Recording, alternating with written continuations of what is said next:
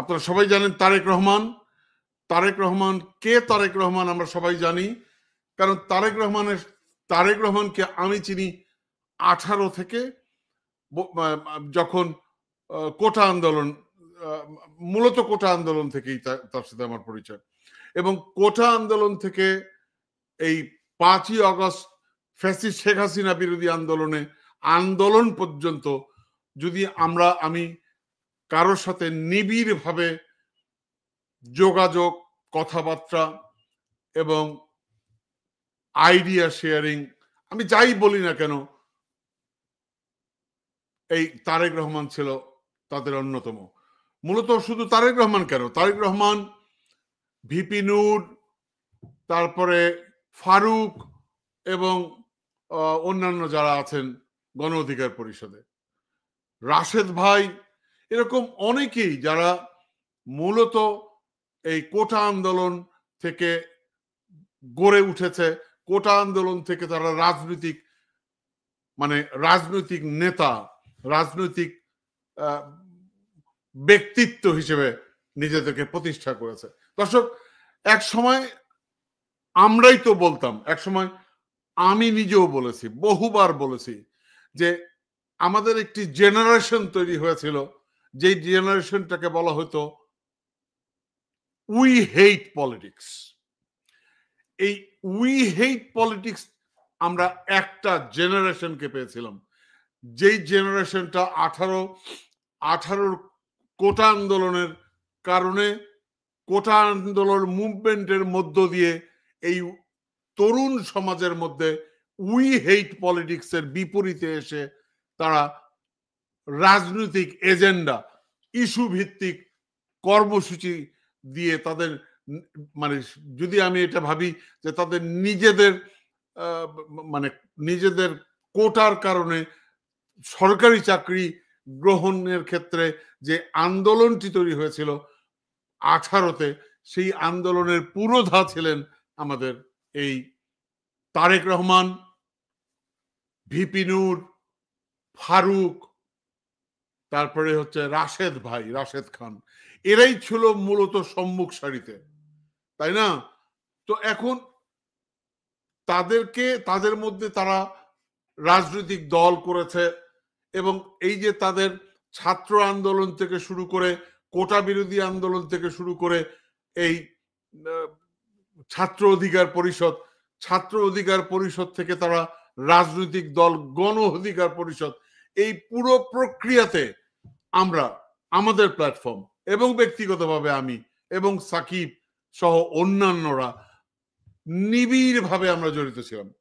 নিবিড় মানে কি, একদম ডে টু ডে অ্যাক্টিভিটিতে আমরা তাদের সাথে কাজ করেছি, সহযোগিতা করেছি, এবং প্রত্যেকটা ইভেন্টে, তাদের প্রত্যেকটা কর্মযজ্ঞে আমাদের অংশগ্রহণ ছিল, আমার ব্যক্তিগত অংশগ্রহণ ছিল, এবং আমাদের প্রতিষ্ঠানের অংশগ্রহণ ছিল, এবং আমার যারা গুণগ্রাহী, আমার যারা বন্ধু বান্ধব, তাদের অংশগ্রহণ ছিল। সো এই টোটাল প্রক্রিয়ার মধ্যে গড়ে ওঠে একটি রাজনৈতিক দল, ছিল গণ অধিকার পরিষদ। তারা যে কোনো কারণেই তারা বিভক্ত হয়ে যাওয়ার পরে তারা গণ অধিকার পরিষদের দুটি অংশ করে, এবং সর্বোপরি এই গণ অধিকার পরিষদের একটি ছোট্ট ক্ষুদ্র অংশ তারা এই আম জনতা দল প্রতিষ্ঠা করে। এই আম জনতা দলের প্রতিষ্ঠা লগ্ন থেকে যে যুক্ত ছিলেন, যিনি ওই কোটা আন্দোলনের মধ্য দিয়ে যার যাত্রা শুরু, সেই তারেক রহমান প্রত্যেকটি আন্দোলনে, প্রত্যেকটি রাজনৈতিক মুভমেন্টে, এমনকি এই শেখ হাসিনা বিরোধী, শেখ হাসিনা তো রাতারাতি ফ্যাসিস্ট হয়ে যায়নি, রাতারাতি মাফিয়া হয়নি, শেখ হাসিনা ধীরে ধীরে মাফিয়া হয়েছে, ধীরে ধীরে স্বৈরাচারী হয়েছে। এই পুরো প্রক্রিয়াতে, এই পুরো তার সময়টাতে এই তারেক রহমান ছিল হচ্ছে সম্মুখ সারির যোদ্ধা, একদম সামনের যোদ্ধা, ঠিক আছে? পিছনের যোদ্ধা না, একদম সম্মুখ সারির যোদ্ধা, সামনের যোদ্ধা। এবং অকুতু ভয় শব্দ মানে যদি আমি বলি, এই তারেক রহমান ছিল অকুতু ভয় সেই ফ্যাসিস্ট শেখ হাসিনা, মাফিয়া শেখ হাসিনার বিরুদ্ধে সোচ্চার কণ্ঠ। এবং এই তারেক রহমান এক সময় আমরা যখন শুরু করেছি ভারতীয় পণ্য বর্জন, এই পণ্য বর্জন আন্দোলনেও তারেক রহমান ছিল অগ্রণী ভূমিকা। অর্থাৎ ভারতীয় পণ্য বর্জন যে আন্দোলন, সেই আন্দোলনের সে ছিল পুরোধা। পুরোধা বলতে একদম সম্মুখ সারিতে।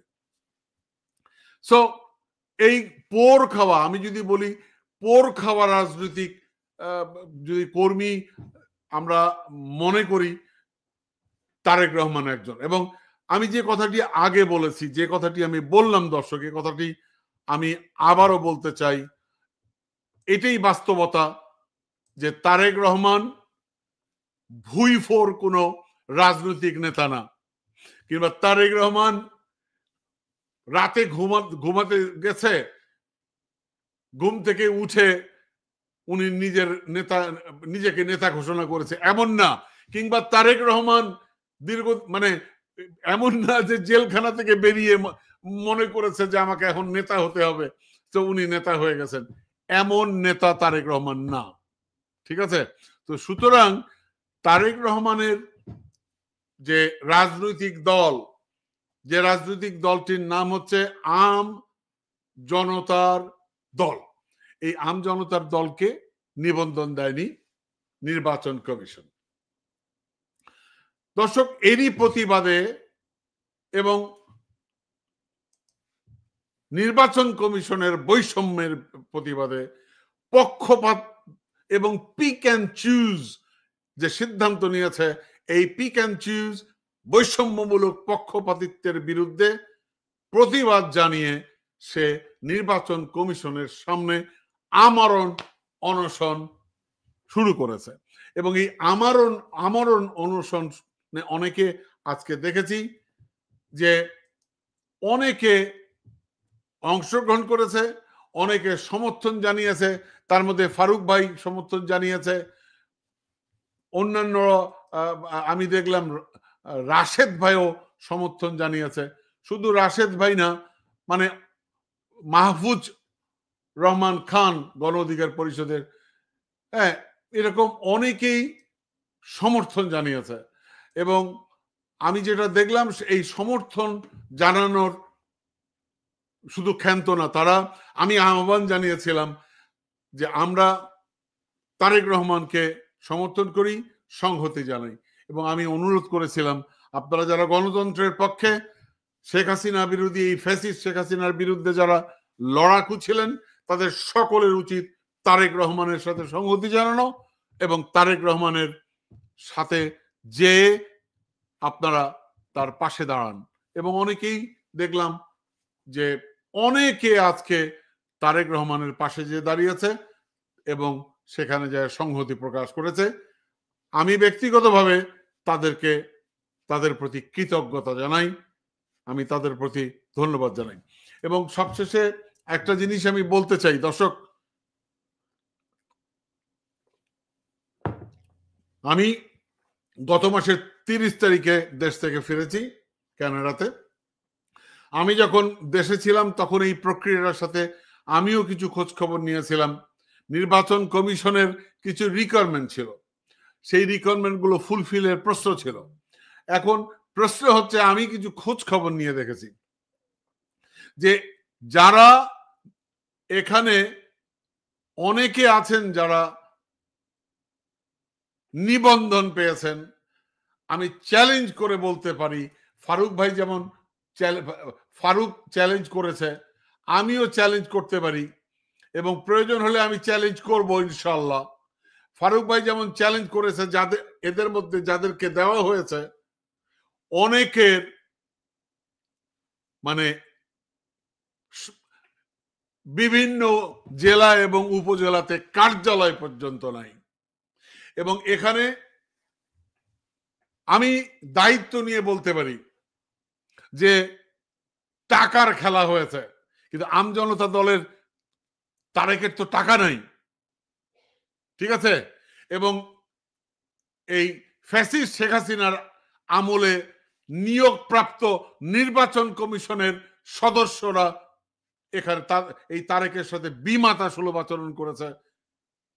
তারা বৈষম্যের মূলক আচরণ করেছে এবং আমি নির্দ্বিধায় বলতে পারি যে অনেক কর্মকর্তাই এখানে টাকা লেনদেন করে কি বলে ভুইফর কিছু সংগঠনকে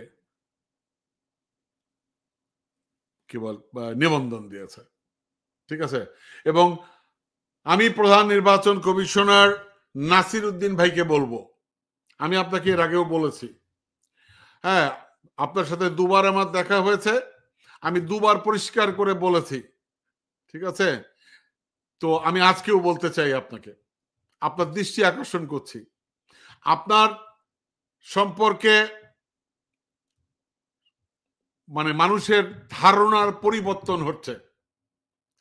আপনার সম্পর্কে মানুষ, আমি জানি না, আপনাকে বলেছিলাম যে আপনি খোঁজ খবর নেন, আপনার কমিশনের সদস্যরা এই ঘুষের কারণে ঘুষ লেনদেন করছে এবং আপনাকে আমি পরিষ্কার করে বলেছিলাম যে আপনি খোঁজ খবর নিয়ে দেখুন যে এমন কিছু ভুইফোর সংগঠনকে আপনারা নিবন্ধন দিয়েছেন যাদের জেলা এবং উপজেলা লেভেলে তাদের কার্যালয়টি পর্যন্ত নেই।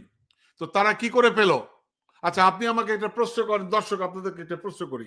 এই যে রফিকুল আমিন সাহেব, উনাকে প্রশ্ন করা হলো আপনি রাজনীতিতে কেন আসলেন?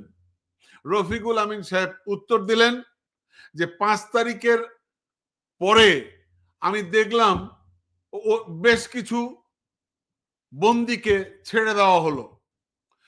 আমি জিজ্ঞাসা করলাম, ইনাদেরকে ছেড়ে দিলেন, আমাদেরকে আমরা বেরোবো কবে? আমরা ছাড়া পাবো কবে? তারা বলছে যারা এখানে বেরোলো তারা সবাই রাজনৈতিক বিবেচনায়। তো রাজনৈতিক বিবেচনায় বলে তাদেরকে ছেড়ে দেওয়া হয়েছে। তাহলে আমি সিদ্ধান্ত নিলাম যে জেলখানা থেকে বেরোই আমি রাজনৈতিক দল করব। ঠিক আছে? তো এই রফিকুল আমিন সাহেব উনি জেলখানা থেকে বেরোলেন, বেরোনোর পরে উনি বুঝতে পারলেন যে আমাকে এখন একটা রাজনৈতিক শক্তি আমাকে অর্জন করতে হবে, আমাকে এই বড় বড় মন্ত্রী, এমপি, উপদেষ্টাদের সাথে বৈঠক করতে হবে। তাহলে কি করতে হবে? আমার একটা সাইনবোর্ড লাগবে। এর আগে তো উনি বাটপাড়ির সাইনবোর্ড নিয়ে ঘুরতেন, তাই না? ডেস্টিনির বাটপাড়ির সাইনবোর্ড। সরি টু সে, একদম পরিষ্কার বলছি, এখন উনি নতুন করে দোকান অর্থাৎ সাইনবোর্ড ওনার একটা দরকার। ওনার সেই সাইনবোর্ড কি দরকার? রাজনৈতিক দোকান দরকার।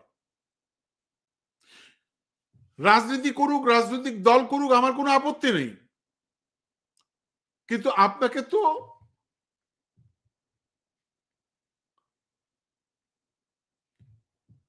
সরি দর্শক, আমার একটা সেকেন্ড।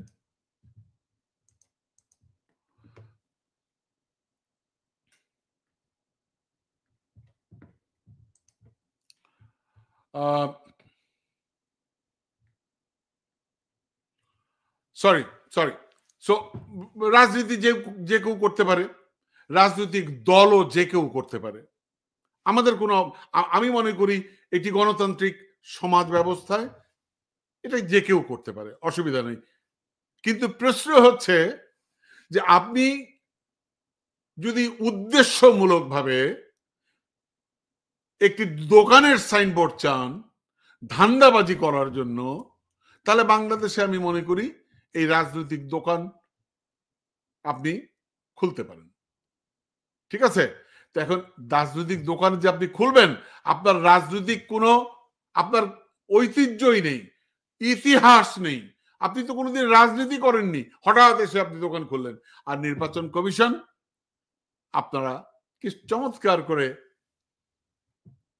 নিবন্ধন দিয়ে দিলেন। একটু খোঁজ খবরও করলেন না, একটু জিজ্ঞাসাও করলেন না, একটু ইন্টারভিউ নিলেন না, নিবন্ধন দিয়ে দিলেন। আর এই তারেক রহমান 18 থেকে সংগ্রাম করছে। এই তারেক রহমানের সঙ্গে যারা আছে তারা 18 থেকে সংগ্রাম করছে, লড়াই করছে, রাজনীতি করছে। আপনি কি করলেন? তাকে নিবন্ধন দিলেন না। হ্যাঁ, তারেক রহমান যদি পয়সা খরচ করত, তারেক রহমান যদি আপনার কর্মচারীদের কর্মকর্তাদেরকে কি বলে উপঢৌকন দিত, ঘুষ দিত, পরিষ্কার করে বলি, তাহলে নিশ্চয়ই আপনার কাছে ভালো রিপোর্ট আসতো এবং আপনি নিবন্ধন দিতেন। এইটাই তো বাস্তবতা। তো এই জন্যই তো আপনাকে প্রশ্ন করেছিলাম যে আপনি খোঁজ খবর নিন, আপনি দেখুন। তারেক রহমান বলছে যে আমার সাথে এই নির্বাচন কমিশনের কিছু মানুষ, কিছু কর্মকর্তা বিমাতা সুলভ আচরণ করছে, তারা আমার সাথে বিমাতার সুলভ আচরণ করছে, তারা আমার সাথে বৈষম্যমূলক আচরণ করছে, তারা আমার সাথে পক্ষপাতমূলক আচরণ করছে এবং তারা পক্ষপাত দুষ্ট। আপনার তো উচিত ছিল বিষয়টাকে গুরুত্বের সঙ্গে নেওয়া, আপনার তো উচিত ছিল বিষয়টা তদন্ত করা। আপনি তো তদন্ত করেননি। তার মানে কি? তার মানে আপনি জানেন যে আপনার নির্বাচন কমিশনে এই 2 নম্বরগুলো হচ্ছে। আপনি জানেন, আমি আপনাকে গ্যারান্টি দিলাম, আপনাকে চ্যালেঞ্জ করলাম। আপনি যাদেরকে অনেককে দিয়েছেন, অনেকে নির্বাচন কমিশন থেকে নিবন্ধন পেয়েছে, তারা নিবন্ধন পাওয়ার যোগ্যতা রাখে না। ঠিক আছে? তো তারা পেল কি করে? সো আমি অনুরোধ করব সিইসি নাসির উদ্দিন সাহেবকে অবিলম্বে, প্রয়োজন হলে পুনর্বিবেচনা করে এই আমজনতার দলকে নিবন্ধন দেওয়া হোক। এটা আমি জোর দাবি জানাচ্ছি।